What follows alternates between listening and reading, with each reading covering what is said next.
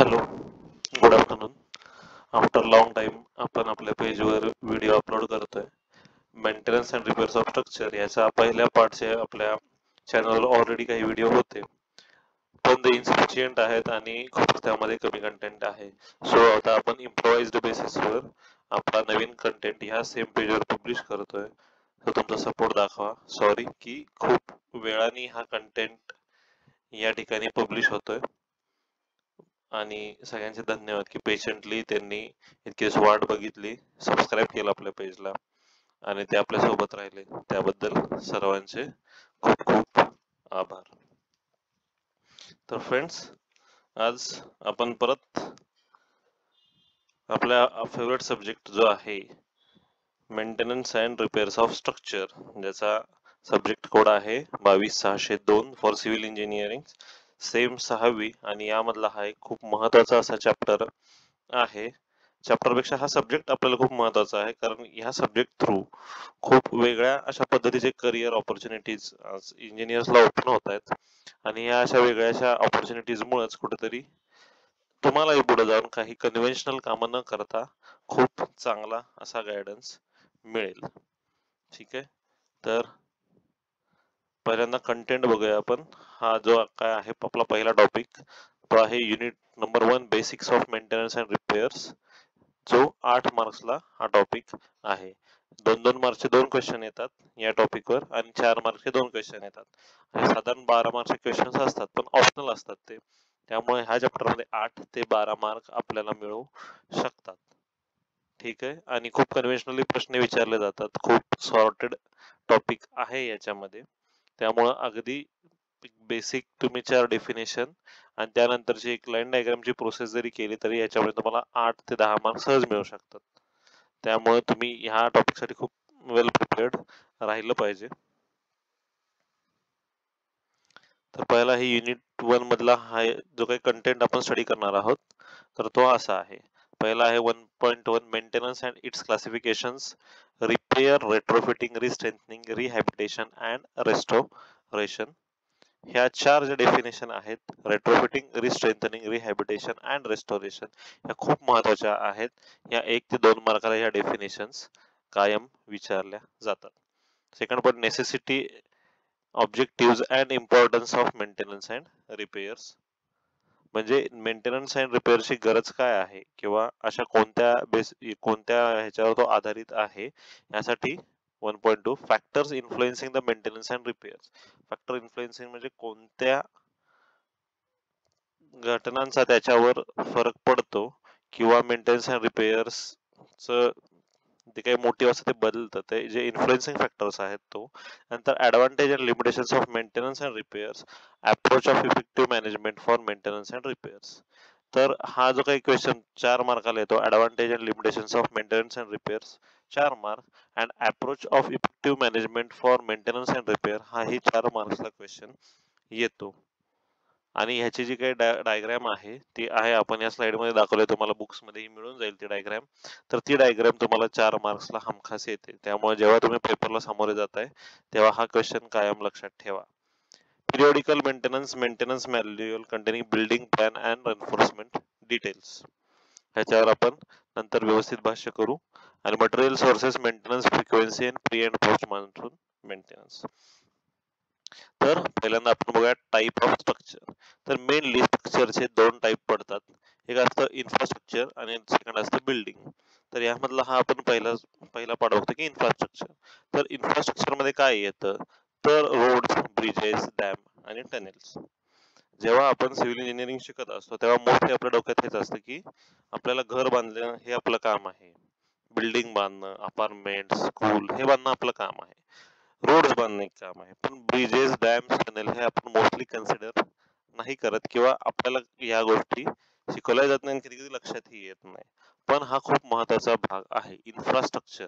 कारण जर इन्फ्रास्ट्रक्चर नसेल तर आपल्या बऱ्याचशा गोष्टी काय होतात, अडवल्या जातात. किंवा आपण जर काही गोष्टी ट्रान्सपोर्ट करू शकत नसू, इकडून तिकडून वेळेवर येतच जात नसू, तर आपल्या कित्येक नॉलेजेसचा काही फरक होत नाही, लॉजिस्टिक्सचा काही फरक होत नाही.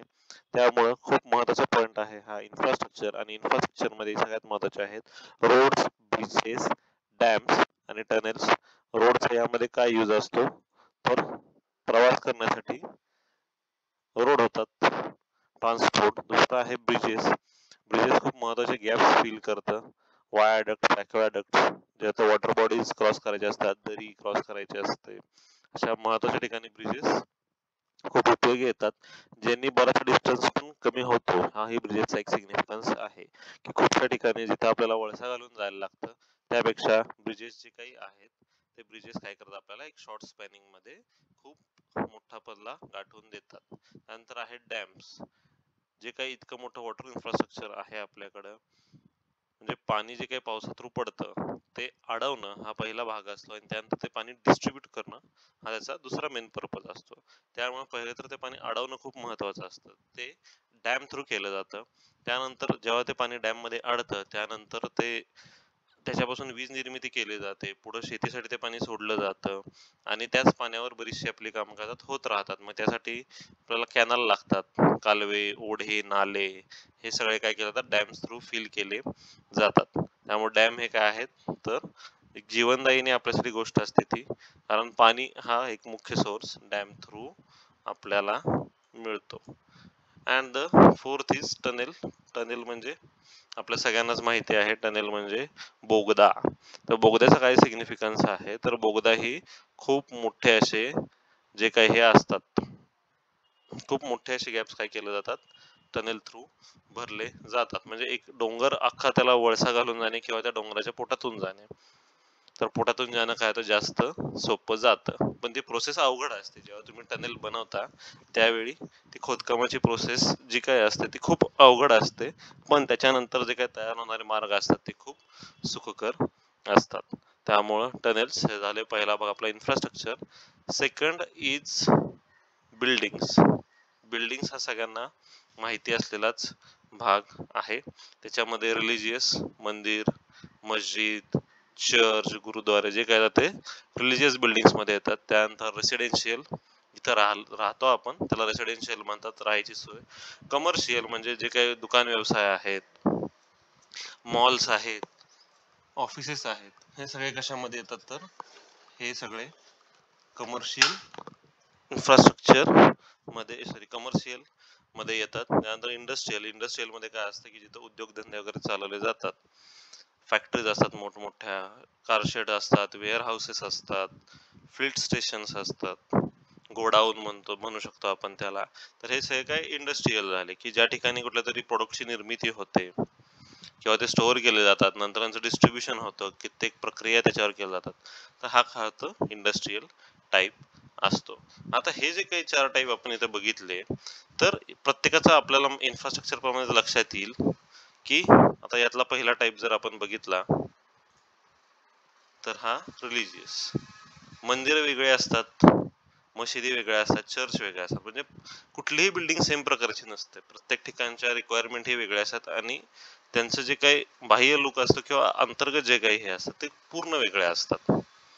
म्हणजे मंदिरांना कळस असतात उंच, मशिदीला डोम असतात, चर्चला असे त्रिकोण. म्हणजे असं एक वेगवेगळ्या, म्हणजे बिल्डिंग बघताना सुद्धा त्याच्यामध्ये असे आपण एक कॅटेगरी तर बेसिस करतोय, पण त्याचे असेही भाग पडतात. Second one is residential. आता रेसिडेन्शियल म्हणजे काय, राहण्यासाठी अगदी कच्च्या कोडाच्या घरापासून मोठमोठे फ्लॅट्स, इमारती, डुप्लेक्स किंवा रो हाऊसेस असतात, बंगले असतात, खूप काही जुने वाडे आहेत. म्हणजे लोकांची राहायची सोय, लोक झोपडीतही राहतात, तेही एक प्रकारचं त्यांच्यावरती छत झालं, बिल्डिंग झाली ती. आणि तिथून पुढे आरसीसी किंवा स्टोन मॅसोनरी ह्या मटेरियल वाईज सुद्धा बिल्डिंग काय होतात, बदलत जातात, आणि रेसिडेन्शियल लोक राहण्यासाठी त्याचा वापर करू शकतात. त्यामुळे बिल्डिंग मध्ये, रेसिडेन्शियल मध्ये काय, तर राहण्यासाठी, ज्यामध्ये हॉस्टेलही असतात, हॉस्टेलमध्ये लोक राहतात, बिल्डिंग्स मध्ये राहतात म्हणतो तसं अपार्टमेंट्स मध्ये लोक राहतात, किंवा स्वतःचे घर असतं, रो हाऊसेस असतात. हे काय झालं, रेसिडेन्शियल बिल्डिंग झाल्या राहणे योग्य. Third one is commercial. आता कमर्शियल म्हणजे ह्याचा असं आहे, की ऑफिसचा जो स्ट्रक्चर लागतो तो एखाद्या किराणा मालाच्या दुकानाला लागत नाही. जो किराणा मालाच्या दुकानाला बेसिक सेटअप लागतो, तो बेसिक सेटअप मॉलला लागत नाही, किंवा जर तो मॉलला लागत असेल तर तो गेम झोनला वेगळा लागत नाही. म्हणजे सगळ्या ठिकाणी काही सेम टाईपचे स्ट्रक्चर्स नसतात. जरी कमर्शियलायझेशन त्याचं म्हणलं तरी प्रत्येकाच्या वेगवेगळ्या रिक्वायरमेंट असतात आणि त्याप्रमाणे तो काय होत असतो, चेंज होत असतो. त्यामुळे त्याचा थर्ड टाईप हा कमर्शियल झाला. आणि फोर्थ इज इंडस्ट्रीयल. तर इंडस्ट्रीयल म्हणजे आता मी एक्सप्लेन केलं होतं की इंडस्ट्रीज कुठल्या कुठल्या असतात, तर जिथं प्रोडक्शन केलं जातं, निर्मिती केली जाते आणि त्यानंतर त्या गोष्टी साठवल्या जातात, पुढे पाठवल्या जातात, हे काय झाले, इंडस्ट्रीयल यूज झाले. पण जशा इंडस्ट्रीज वेगवेगळ्या असतात, कापडाची इंडस्ट्री वेगळी आहे, साखरेची इंडस्ट्री वेगळी आहे, म्हणजे फूड एकंदरीत किंवा जे मटेरियल घालतो किंवा गाड्या तयार होतात, हे काय झाले, इंडस्ट्रीयल इन्फ्रास्ट्रक्चर किंवा ह्या बिल्डिंग असतात इंडस्ट्रीयल. आणि ह्याचे काय असतात, जसे यूज असतात त्याप्रमाणे आपल्याला ते स्ट्रक्चर वेगवेगळे आणि अभ्यासपूर्ण असे बनवायला लागतात. यानंतर मेन ज्या बेसिक पॉइंटवर हा सगळा धडा अवलंबून आहे किंवा हा सगळा सब्जेक्ट अवलंबून आहे, तर तो काय, मेंटेनन्स. आणि मेंटेनन्सची डेफिनेशन दिली आहे, तर work undertake to keep, restore or improve facility to a currently acceptable standards and sustain its utility and facility at required levels. म्हणजे सरळ सोप्या भाषेत सांगायचं झालं तर हे असं काम आहे की जी फॅसिलिटी आपण वापरतोय ती व्यवस्थित राहावी, म्हणून आपण त्याचा वेळोवेळी इलाज करतो, त्याला मेंटेनन्स म्हणतात. म्हणजे जर आपलं मानवी शरीर म्हणजे एखादं स्ट्रक्चर धरलं, तर आपलं काही रोज ऑपरेशन होत नाही, पण कधीतरी ताप येतो, सर्दी होती, कुठेतरी आपण धडपडतो, काहीतरी होतं, आणि म्हणून काय आपण गोळ्या औषधं खात नाही का, तर खातो आपण. तर आपल्या रुटीन पेक्षा आपण काहीतरी वेगळं करतो, आपल्याला गोळ्या औषधं खावे लागतात, प्लास्टर लावावं लागतं, पट्टी लावावी लागते, अंग शेकावं लागतं बर्फानी ह्यानी. त्याप्रमाणेच काय आहे, तर मेंटेनन्स आहे. म्हणजेच काय की जेव्हा त्या स्ट्रक्चरला असं वाटतं की तो स्ट्रक्चर एखाद्या थोडासा आजारी पडलंय, तर त्यावेळी त्याच्यावर उपचार करणे म्हणजेच काय, तर मेंटेनन्स. ठीक आहे. पण मेंटेनन्स आणि रिपेअर ह्याच्यातला फरक आपण पुढे समजावून घेऊ. पण मेंटेनन्स मध्ये काय केलं जातं, तर ही एक बेसिक गोष्ट. किंवा मेंटेनन्सला असंही आपण एक म्हणू शकतो की काही रोग होऊ नये म्हणून. म्हणजे काय, तर मला सर्दी होऊ नये म्हणून मी गरम पाणी नाही पिलं पाहिजे, सॉरी, गार पाणी नाही पिलं पाहिजे मी उन्हाळ्यात. का, कारण की अति गार पाण्याने काय होईल, माझं बॉडी टेम्परेचर बिघडेल आणि मला सर्दी होईल, किंवा जास्त थंडीतही मी जास्त गार पाणी पिऊन चालणार नाही. थंडीत गार पाणी न पिता मी थोडस कोमट पाणी पिलं पाहिजे. या गोष्टीची काय केली पाहिजे, आपण काळजी घेतली पाहिजे. ठीक आहे. म्हणजे आपण काही होऊ नये म्हणून, रोग होऊ नये म्हणजे काळजी घेतो, त्यालाही आपण मेंटेनन्स म्हणू शकतो. त्याच्यानंतर आहे टाइप्स ऑफ मेंटेनन्स. त्याच्यात 3 टाइप पडतात: routine maintenance, preventive maintenance and remedial maintenance. Explain the necessity of maintenance and repair in civil engineering structures. ठीक आहे. तर काय आहे की मेंटेनन्स अँड रिपेअरची काय नक्की गरज आहे आपल्याला, तर मुळात स्ट्रक्चर्स खराब काय होतात हा आपण एक पॉइंट यामध्ये बघितला पाहिजे. Why do structures deteriorate. Deteriorate म्हणजे काय, तर स्ट्रक्चर्स का खराब होतात, आजारी पडतात, किंवा त्याच्यामध्ये फॉल्ट्स कशामुळं येतात. तर ह्याच्यामध्ये पहिला पॉइंट आहे पुअर डिझाईन. काय म्हणतात आपण, पुअर डिझाईन म्हणले. पुअर डिझाईन म्हणजे काय, तर पुअर डिझाईनचे इथे 3 आस्पेक्ट दिलेले आहेत की आर्किटेक्चरल डिझाईन. आर्किटेक्चरल डिझाईन म्हणजे काय असतं की जे काही आपण सजवतो ती बिल्डिंग, कारण आपण म्हणतो सिव्हिल इंजिनियर सारखंच हे प्रोफेशन आहे, पण वेगळं आहे आर्किटेक्चरल डिझाईन. तर काय असतं की आपल्याकडे जे वर्क असतं ते आपण स्ट्रक्चरल डिझाईन्सला पकडून मोस्टली करतो, पण आर्किटेक्चरल डिझाईन्स मध्ये ती वस्तू सजवण्याकडे जास्त भर असतो. म्हणजे त्याचा अपिअरन्स बाहेरून किती सुंदर आणि किती चांगला दिसेल, हे आर्किटेक्चरल डिझाईनचे पॉइंट असतात. आणि कित्येकदा ते डिझाईन्स पण देतात, ड्रॉइंग्स पण देतात, पण ते कॉम्पोनंट्स आपल्या बीम, कॉलम आणि स्लॅब नुसार ऍडजस्ट करणे किंवा डिझाईन करणे आपल्याला कित्येकदा जमत नाही, किंवा साईटवरती ते त्या कामगारांना जमत नाही.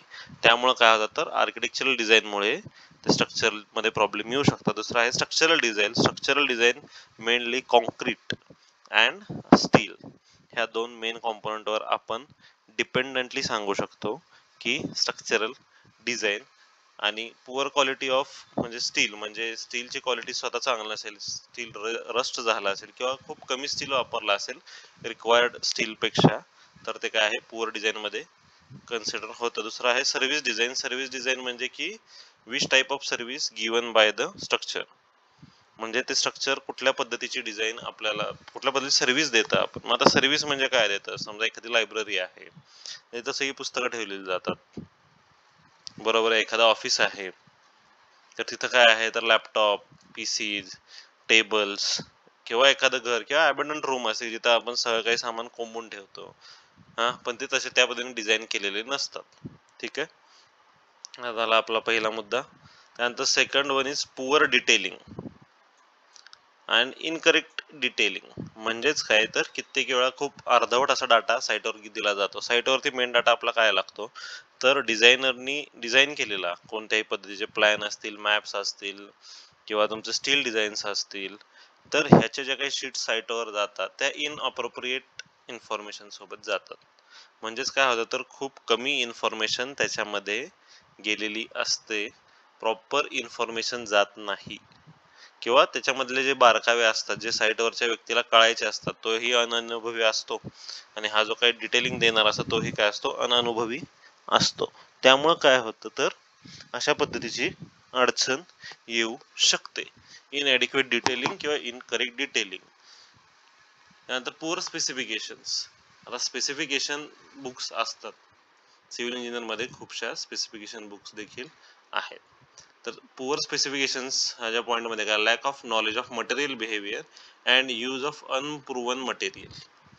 म्हणजेच काय होतं, तर जेव्हा आपण किंवा गव्हर्नमेंट ऑफ इंडिया कोणतंही काम देत असते किंवा स्टेट गव्हर्नमेंट कोणतंही काम देत असतं, त्यावेळी त्यांचे एक स्टँडर्ड्स ठरलेले असतात किंवा स्पेसिफिकेशन ठरलेले असतात. समजा आपल्या घराचा दरवाजा आहे, तो दरवाजा आपण बसवताना तो दरवाजा सागवानी बसवायचा का पीव्हीसी बसवायचा का सिमेंटचा बसवायचा, किंवा एखाद्या ठिकाणी आपण एक वेगळं स्ट्रक्चर आहे, समजा आता मी टॉयलेट डिझाईन करतो, तर त्या टॉयलेटला मी सागवानी दरवाजा लावून चालेल का, तर नाही का, तर तिथे त्या मटेरियलची गरजच नाहीये मला. पण तिथे मी जर सनमाईकचा साधा दरवाजा जरी लावला तर तो खराब होईल, त्या ठिकाणी काय माझा पीव्हीसी दरवाजा बेटर राहील. मग हे मटेरियल बिहेवियरचं नॉलेज आणि अनप्रूव्हन मटेरियल्स, म्हणजेच काय की कित्येक वेळा अनस्टँडर्ड मटेरियल वापरले जातात, जे मार्केटमध्ये नवीन आलेले असतात किंवा आधीचे खूप जुने मटेरियल्स डिटॉर्ट करून वापरले जातात, किंवा काही दोन ह्याचं कॉम्पोजिट ह्याचं मिक्सचर असतं ते मटेरियल. पण होतं कसं की ते जे काही मटेरियल असतं ते खूप लवकर खराब होऊन जातं का, कारण की त्याच्यावर कोणत्याही स्टँडर्ड टेस्ट केलेलं नसतात. त्यामुळेच काय होतं की एक ठराविक काळानंतर त्या मटेरियल मध्ये फॉल्ट येतो आणि ती काय होती, वस्तू खराब होऊन जाते. Fourth point is poor construction. तर पुअर कन्स्ट्रक्शन म्हणजे काय, गरीब कन्स्ट्रक्शन नाही. तर पुअर कन्स्ट्रक्शनचा अर्थ काय होतं की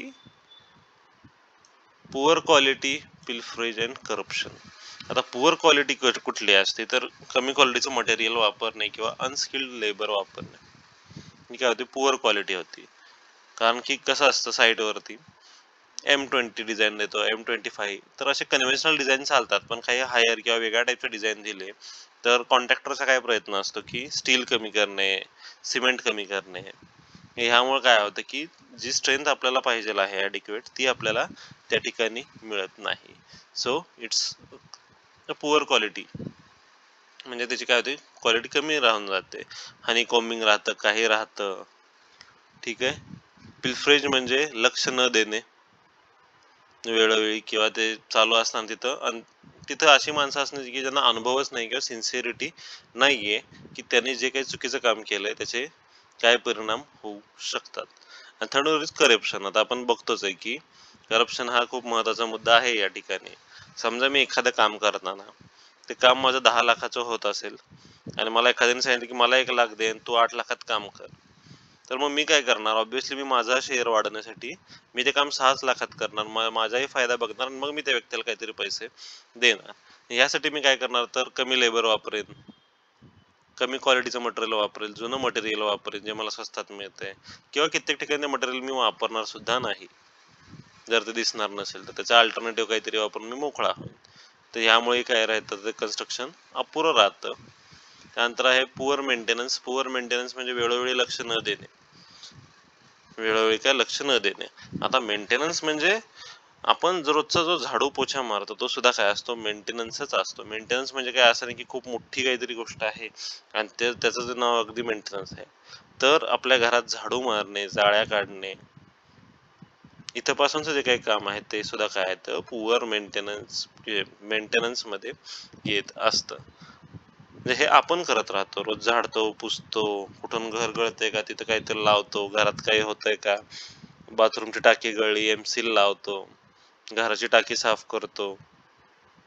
ते पण काय अंगण झाडून काढतो, बाहेरचं जी काही झाडं वाढलेली असतात घराजवळ येत असतात, त्याचं काहीतरी घरावर पडत असतं, पालापाचोळा साठत असतो, त्याच्या फांद्या आपण कट करतो. हे सुद्धा काय आहे, तर मेंटेनन्सचीच काही उदाहरणं आहेत. त्यानंतर आहे कलॅमिटी. कलॅमिटी म्हणजे काय, तर एखादी आफत येणे, संकट येणे. आता याच्यामध्ये नॅचरल संकट कुठले आहेत, नैसर्गिक संकट, तर पूर येतो, फ्लड, अर्थक्वेक, सायक्लोन. पूर येतात, माहिती आहे आपल्याला काय होतं की काय पाणी साठेल तसं गाळ साठत राहतो, काही ना काही होत राहतं आणि काय होतं ते राहण्यायोग्य होत नाहीत. अर्थक्वेक, अर्थक्वेक म्हणजे भूकंप. भूकंपानंतर कित्येकशे स्ट्रक्चर्स पडून जातात, क्रॅक येतात त्याच्यामध्ये, पूर्ण डिमोलिश होऊन जातात, डिस्ट्रॉय होऊन जातात. नंतर आहे सायक्लोन. सायक्लोन म्हणजे काय, वादळ, चक्रीवादळ, खूप जोराची हवा येते, झाडं उन्मळून पडतात, घरं पडतात, असे सगळे काय होतात, तर नॅचरल गोष्टी इफेक्ट करतात. मॅनमेड. आता मॅनमेड, फायर मॅनमेड मध्ये म्हणू शकतो, दोन्ही मध्ये येईल, नॅचरल मध्ये पण येईल, मॅनमेड मध्ये पण येईल. आता blast, accident and structural modification. ब्लास्टवर आपण काही चर्चा करत नाही या ठिकाणी. ऍक्सिडेंट्स, आता काय असे ऍक्सिडेंट होऊ शकतात बरं, तर समजा आता फायर आहे, गॅस चालू राहिला, ब्लास्ट झाला, शॉर्ट सर्किट झालं, त्याच्यामुळे आग लागली, असे काय होतात, ऍक्सिडेंट्स घडू शकतात. त्यानंतर स्ट्रक्चरल मॉडिफिकेशन म्हणजे कोणतंही नॉलेज नसताना किंवा स्ट्रक्चरल कॉम्पोनंट्सला, म्हणजे स्ट्रक्चरल कॉम्पोनंट कुठले आहेत आपले, बीम, कॉलम, स्लॅब आणि फाउंडेशन, ह्यांना कन्सिडर न करता चुकीच्या पद्धतीने त्या स्ट्रक्चरमध्ये मॉडिफिकेशन करणे, जेणेकरून काय होतं की ते जे काही स्ट्रक्चर असतं ते काय होतं, लवकर खराब होतं. आता आहे explain the necessity of maintenance and repairs. तर यामध्ये सगळ्यात 4 महत्वाचे मुद्दे जे आहेत मी सांगितले होते, तर ते आहेत रेट्रोफिटिंग, रिस्ट्रेंथनिंग, रिहॅबिलिटेशन, रिस्टोरेशन, आणि त्यानंतर 5वा आहे रिपेअर्स. ठीक आहे, पहिला आहे रेट्रोफिटिंग. रेट्रोफिटिंग हा आपला पहिला मुद्दा आहे यामध्ये. तर रेट्रोफिटिंग म्हणजे काय, तर रेट्रो म्हणजे जुनं. रेट्रो म्हणजे काय, तर जुनं. तर काय जुनं, तर समजा जुनं मंदिर आहे, जुनं घर आहे, जुने वाडे आहेत, जुनं काही घर आहे, तर हा पूल आहेत, रस्ते आहेत, तर हे काय झालं, रेट्रो झालं. Retro songs, RETRO, retro. तर ह्या जुन्या गोष्टींना त्याचं पूर्व वैभव प्राप्त करून देणे किंवा त्याच्या जवळपास आणणे, ह्याला काय म्हणलं जातं, रेट्रोफिटिंग म्हटलं जातं. The process of strengthening of structure along with structural system so as to comply with all relevant codal provisions that are in force during that period. that period म्हणजे काय, त्या काळामध्ये जे काही होतं, ज्या काळामध्ये ती मशीन, म्हणजे ज्या काळामध्ये ती वास्तू तयार झाली, त्या काळामध्ये जे काही त्याचे स्टँडर्ड्स होते. म्हणजे जर तुम्ही जुनं घर बघितलं, वाडे बघितले, तर 3 ते 3.5 फुटाच्या वॉल असायच्या, जाड असायचे घराच्या भिंती, ज्या आता आपण खूप कमी करत आणल्यात, साधारण काय 23.23 मीटर इतकी तर काय असते आपली जी काही वॉलची थिकनेस असते ती आपण तेवढीच ठेवतो ब्रिकनुसार किंवा हे. म्हणजेच काय, तर त्या वेळेचे मटेरियल्स वापरून सबस्टँडर्डली ते structure as it is develop करणे, म्हणजेच काय, तर रेट्रो फिटिंग. दुसरा आहे restrengthening. Restrengthening, the process of increasing load resistance capacity of structure or portion. म्हणजेच काय की एखादं स्ट्रक्चर तयार केलंय मी, आणि तयार करताना मी त्याच्यावरती जे काही लोड किंवा फोर्सेस जे काही असतील ते मी कॅल्क्युलेट केले होते, पण अचानकच त्या वास्तूचा, त्या बिल्डिंगचा यूज वाढला कोणत्या कारणाने. तर काय होत राहतं की समजा मी एखादे घर राहायला केलंय आणि त्या राहत्या घरात मी उद्या काय केलं, तर मी आणून सगळी ओझी पुस्तकं ठेवली, सगळं ऑफिसचं सामान ठेवलं आणि तिथे मी काहीतरी ऑफिस वगैरे चालू केलं.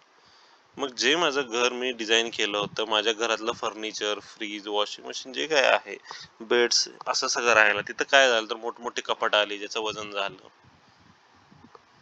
किंवा फर्निचर आलं, आणि ह्यासोबतच काय व्हायला लागतं, मग त्या स्ट्रक्चरचा लोड वाढला. मग तिथं लोकांची वर्दळ वाढली. जिथं लोक दिवसात 10 लोक येत नव्हती, तिथं लोक दिवसात 100-200 यायला लागली. तर ते काय होतं, स्ट्रक्चर थोडस तसं बिहेव करायला लागतं. मग त्यावेळी त्या स्ट्रक्चरला काय करावी लागते, थोडीशी ताकद द्यावी लागते. त्याला म्हणतात रिस्ट्रेंथनिंग, ताकद वाढवणे. Rehabilitation, the process of repairing the structure to meet desired useful condition. Upgradation of structure to meet present need. आता हा असा विषय आहे रिहॅबिलिटेशन म्हणजे. याचं एक उदाहरण मी देतो तुम्हाला. समजा एखाद्या ठिकाणी महापूर आला, सुनामी आली आणि त्यामध्ये माझं स्ट्रक्चर पूर्णतः डिस्ट्रॉयच झालं. काय तो माझा फक्त बेस राहिला असेल, पण वरून काही पूर्ण स्ट्रक्चर व्हॅनिश झालं, तर त्याचं मी काय करू शकतो, तर रिहॅबिलिटेशन. त्याच ठिकाणी ते स्ट्रक्चर मी बांधेन, आधीचा बेस, आधीचा फाउंडेशन बेस वापरून मी बांधेन. ते जर मला अवघड असेल तर मी काय केलं पाहिजे, पुन्हा ते सगळं नव्याने बांधलं पाहिजे. याचं उत्तम उदाहरण जपानमध्ये असतं की तिथं काय होतात, तिथल्या इन्फ्रास्ट्रक्चरमध्ये तिथं पूर येतात, भूकंप होतात, सारखी सुनामी येते, म्हणून तिथं हलक्या मटेरियलची घरं ठेवली जातात.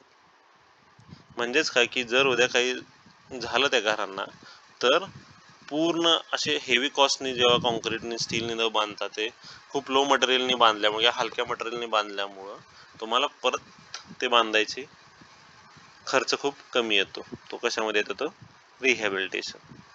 Then restoration,